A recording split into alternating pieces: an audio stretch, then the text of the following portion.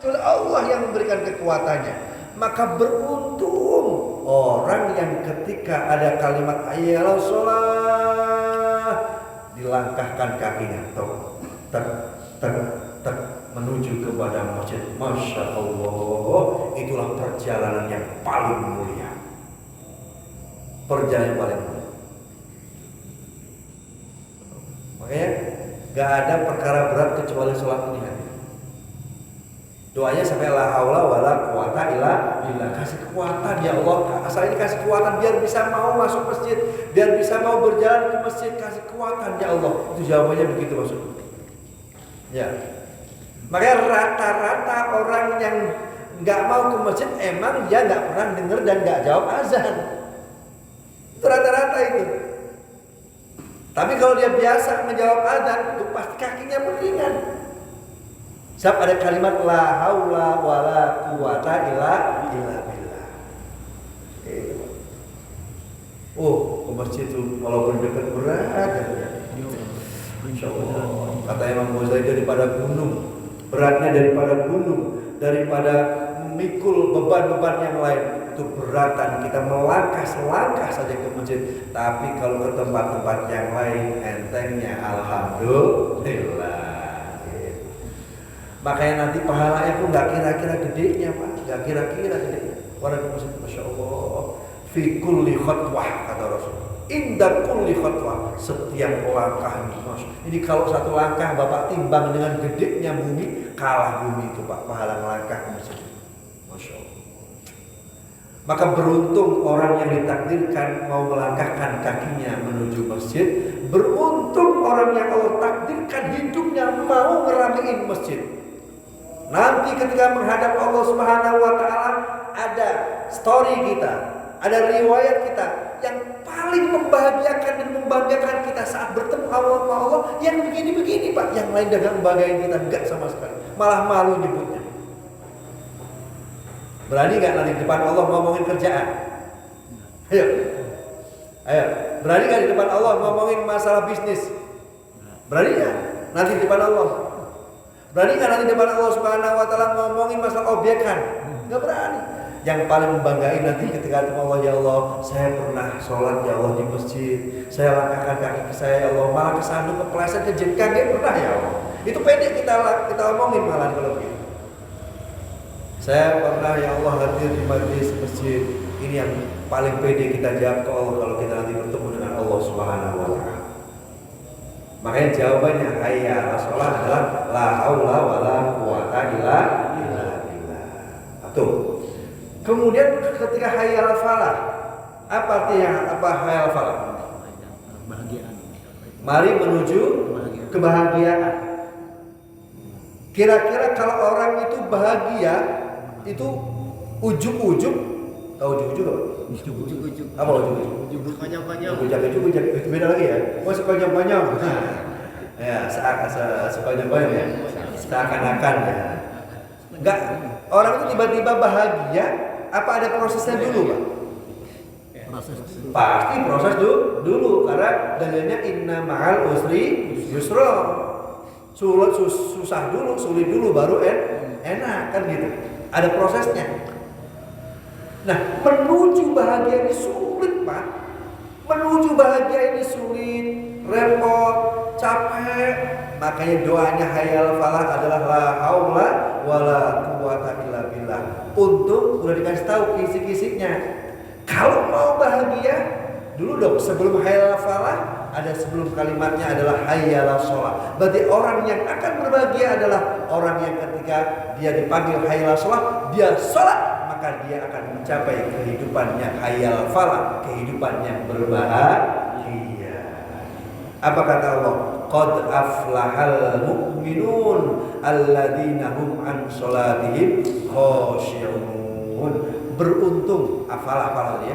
Beruntung orang yang beriman, mereka adalah orang-orang yang ketika sholat dalam keadaan yang khusyuk. Artinya datangnya istiqomah, sholatnya ke masjid jamaah, kemudian ramai dia menghidupkan masjid. Orang begini nanti masuk ke hayya 'alal falah gitu. Kalau mau bahagia tapi nggak sholat, bukan bahagia namanya. Kelihatannya bahagia, iya. Ulang lagi nih, ada orang mau bahagia kok nggak sholat, bukan bahagia. Kelihatannya bahagia, iya kelihatannya. Cuman yakin nggak akan pernah bahagia. Kelihatannya iya kelihatan, namanya kelihatan kan orang kan kelihatannya. Ya, kita ngelihat orang kelihatannya nggak, Pak? Ya, kelihatannya, kelihatannya. Padahal itu aslinya dirinya tuh banyak yang ditahan itu, banyak yang disembunyiin. Tapi coba kalau dia itu bagus sholatnya. Qad aflahal mu'minul ladzina hum an sholatihim khusyu'un. Kalau khusyuk sholatnya orang iman itu tidak ada yang paling membahagiakan dia kecuali saat dia melakukan sholat. Yang lain udah gak bisa bahagia kecuali sholat. Sholat itulah yang dia bikin hidup bahagia dan bikin rasa bahagia. Makanya ada ulama habis salam takbir lagi, sholat berdiri lagi, salam lagi, takbir lagi, berdiri lagi, sholat lagi, berdiri, takbir lagi, sampai nggak kerasa saking enaknya sholat dia 2000 rakaat, 1000 rakaat begitu tuh. Kalau kita kan kebanyakan ya, saking nggak enaknya sholat, dua itu udah banyak banget gitu ya. Orang itu kalau udah nikmat sholatnya kerasa apa? 100 rakaat nggak kerasa. Masya Allah. Ya, Nabi sendiri, ini Nabi nih, Masya Allah. Ternyata ada hadis begini Pak, baru tahu saya juga, baru tahu ini Pak. Satu hari, kan biasanya kan Nabi kan sholat isya kayak kita normal begini ya. Ternyata satu hari Nabi itu sholatnya itu isya itu jam 3 atau setengah 4 malam. Jadi kalau setengah 4, jam 3 Ibrahim bangun, sholat isya. Nah Umar bin Khattab, Nabi ini itu sholat isya itu jam 3 malam setengah 4 itu teriak-teriak. Apa dia bilang? Qad nama tiflu qad nama atfal. Ini waktunya anak-anak tidur. Nyindir Nabi. Nabi sholat itu kayak kan nyindir itu. Ini waktunya anak-anak tidur. Nabi sholat itu. Anak tidur. Apa kata Rasulullah? Laula an asyqa ala ummati. Seandainya nggak terasa berat untuk umatku untuk melakukan sholat isya, sebenarnya waktu isya itu ya ini nih waktunya nih, bukan yang kita kayak tadi, bukan itu sujudnya sampai di situ. Jadi waktu isya yang kenapa di waktu itu Pak, di jam 3 seperti jam setengah 4 itu, ini waktu ijabah doa kita. Di waktu ijabah, waktu doa itu cepat diterima Allah Subhanahu wa Ta'ala adalah ketika masuk jam 3 setengah 4. Kata Nabi, kalau umatku nggak ngerasa berat, maka akan aku minta ke Allah agar sholat isya dilakuin jam 3 setengah 4 malam. Ayo, kira-kira nih Pak, sholat isya jam 3 setengah 4, kelar nggak sholat isya? Kelar nggak sholat isya? Sudah 12-an mulu ya. Contoh isya jam 3, subuh setengah 5. Bisa rangkak baik itu mah. 12-an mulu. Ya. Makanya Rasul tuh akhirnya membuat syariat tuh yang kayak jam begini dilakuin sama Nabi, yang isya dilakuin. Kata Rasul, buat apa sih? Buat untuk lebih menikmati kebahagiaan, syukur kepada Allah Subhanahu wa Ta'ala. Ternyata puncaknya syukur itu sendiri bukan sekedar kalimat hamdalah. Puncak dari syukur itu sendiri bukan karena kita banyak melakukan sesuatu yang harus kita lakukan, tetapi puncaknya syukur itu kata Rasul tak lain dan tak bukan ada dari banyaknya jidat kening kita ini sujud sholat kepada Allah Subhanahu wa Ta'ala. Orang yang paling banyak sujudnya dialah orang yang paling banyak bersyukurnya kepada Allah Subhanahu wa Ta'ala. Ini Rasul sendiri yang bilang. Kata Rasul, afala uhibbu an akuna 'abdan syakuran. Setelah Rasul dilihat sama istrinya, kakinya sampai bengkak-bengkak, saking banyaknya sholat, Rasul kakinya bengkak, berdiri lama, rukuknya lama, sujud lama, sampai bengkak-bengkak kakinya, percis kayak orang bilabong. Ada yang bengkak kakinya. Wah, samurai lagi deh. Nggak samurai ya. Bukan kebanyakan sujud ya. Jadi saya nggak tahu riwayatnya lain banyak. Itu. Sampai istrinya bertanya, ya Rasulullah, engkau sudah dijamin di surga. Surga ada padamu kuncinya. Engkaulah pembuka gitu surga. Engkau diampuni dosa-dosamu. Kenapa engkau seperti ini ya Rasul? Jawabannya simpel. Afala uhibbu an akuna abdan syakuron. Aisyah, kira-kira menurut kamu, apakah aku nggak seneng kalau Allah bilang, Muhammad, kamu itu emang pandai bersyukur? Karena hanya ingin Nabi dianggap bersyukur, pandai bersyukur, sampai Nabi sholatnya begitu. Masya Allah. Makanya rahimahullah, menuju hayal falah harus melalui hayalas sholat. Tapi kalau tanpa hayalas sholat, mustahil sampai ke hayalal falah. Ya, makanya kalau sholat itu yang kenceng tuh, hayalas sholat. Ayo sholat, gitu kan bahasa kita. Ayo sholat. Itu kalau di bahasa Indonesia, kalau boleh tuh Pak, seru itu. Cuman nggak boleh. Adzan pakai bahasa Indonesia nggak boleh. Nggak boleh. Harus bahasa Arab. Makanya nggak bisa adzan pakai bahasa Arab, nggak boleh adzan. Ya, nggak boleh. Allahumma besar, nggak boleh. Ya. Kayak Bapak nyanyi Indonesia Raya lagi upacara, Bapak ganti bahasa Jawa, nggak boleh lagu Indonesia Raya. Ayo, berani nggak? Upacara bendera di kantor kabupaten, di kantor kota, Bapak nyanyi Indonesia Raya pakai bahasa Jawa, berani nggak? Kenapa nggak berani? Nah, tembak polisi kan? Oh ini makar sebutnya aja. Indonesia tanah air nyok. Lama tumpah darah nyong. Nggak boleh. Di sanalah Inyong berdiri. Nggak boleh.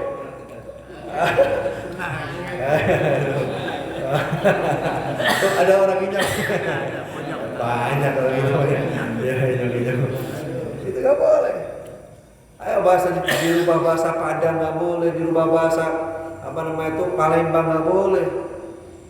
Ini rumus. Kalau lagu Indonesia Raya nggak ada hubungan dengan dosa aja kita nggak berani, bagaimana dengan adzan kan Pak? Makanya satu, adzan nggak boleh dirubah bahasanya. Yang kedua, adzan tidak boleh disenandungkan tanpa lagu yang bagus. Nggak pakai lagu, nggak boleh. Orang adzan nggak ada lagunya, polos. Obar, nggak boleh. Ayo saudara, nggak boleh. Harus jelas. Ada etikanya.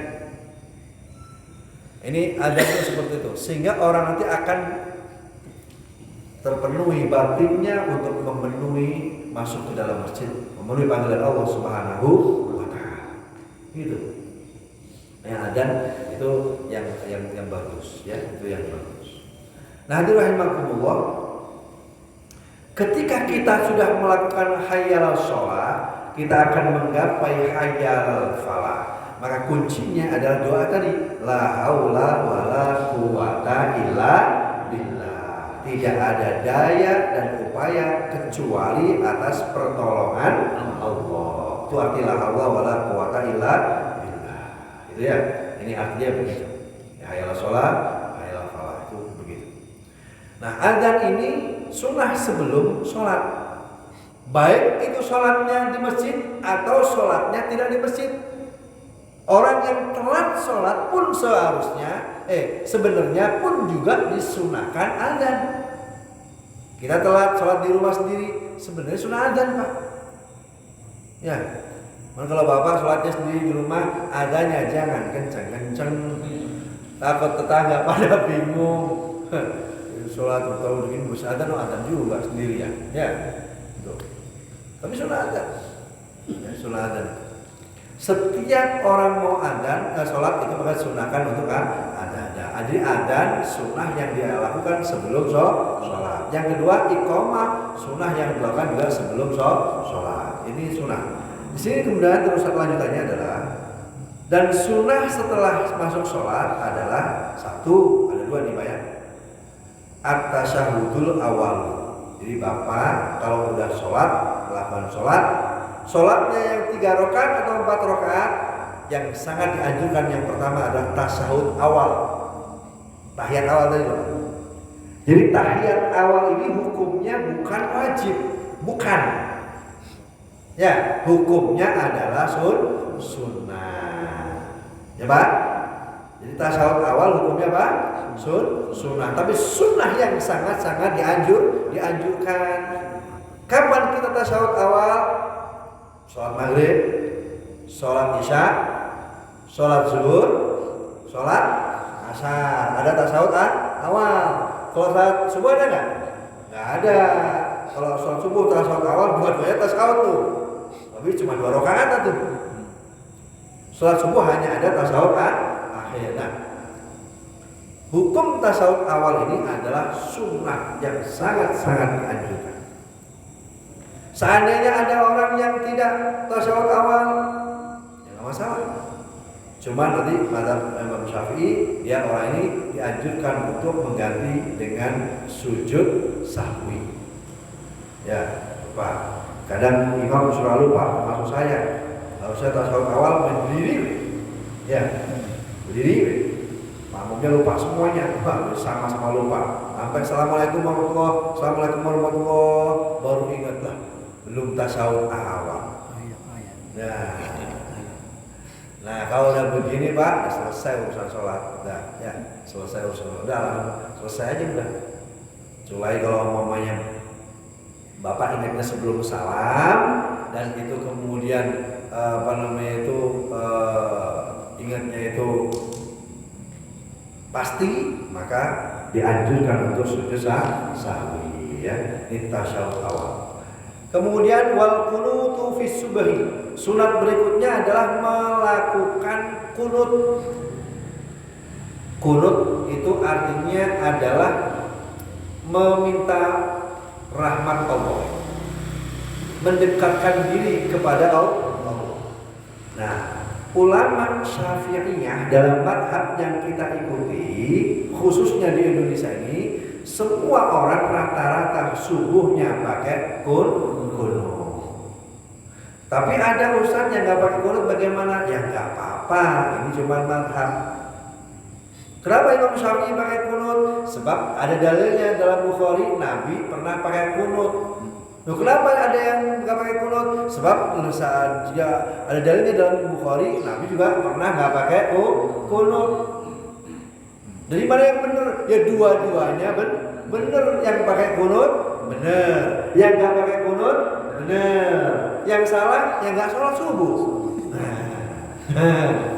Itu yang salah. Ya Pak ya.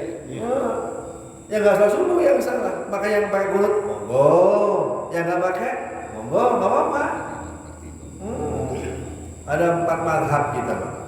Ya. Cuman mayoritas di Indonesia ini pakai kunut.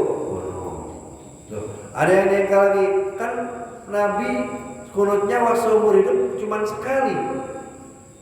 Kenapa dipakai dalil? Maka ditanyakan lagi, apakah perkara yang dilakukan Nabi walaupun sekali bukan sunnah hukumnya? Ayo Pak. Nabi pernah sekali melakukan sesuatu, terus kita ngikuti hukumnya sunnah nggak? Walaupun cuma sekali kan? Nah itu dari Imam Syafi'i. Ketika ditanya begitu, dia nanya lagi, apakah walaupun cuma sekali Nabi lakuin, terus apa hukumnya selesai sunnahnya udah lagi ada sunnah? Enggak.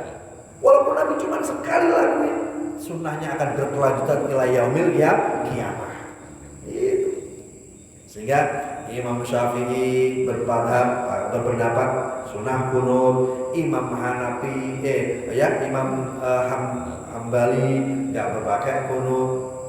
Bahkan muridnya sendiri Imam Hanafi juga katanya nggak pakai kunut. Beda-beda, nggak masalah. Ya, toh mereka saling menghormati, menghargai. Ya kita juga sama, yang pakai kunut kita hormati, yang nggak pakai kita hormati, yang pakai juga kita saling menghormati. Udah nggak ada salahnya teman. Ya, cuman di dalam ini karena kitabnya kita kajian Syafi'iyah, maka di sini dianjurkan sekali untuk membaca doa kunut. Allahumma hdini fiman hadait wa afini fiman afait wa tawallani fiman tawallait. Apal belum? Apa ya Pak ya? wa qini bi rahmatika syarra ma qadait. Minimal itu Pak. Allahumma hdini fi man hadait. Ya Allah, berikan aku hidayah di antara orang-orang yang terus-menerus Kau beri hidayah. Kira-kira Pak, kita butuh nggak hidayah dari Allah? Butuh aja apa butuh banget? Butuh banget. Seandainya hidayah diputus oleh Allah dari hati kita, mau jadi apa kita? Mau ngandelin apa kita ngadep Allah? Kalau hidayah diputus sama Allah Subhanahu wa taala, kita butuh hidayah.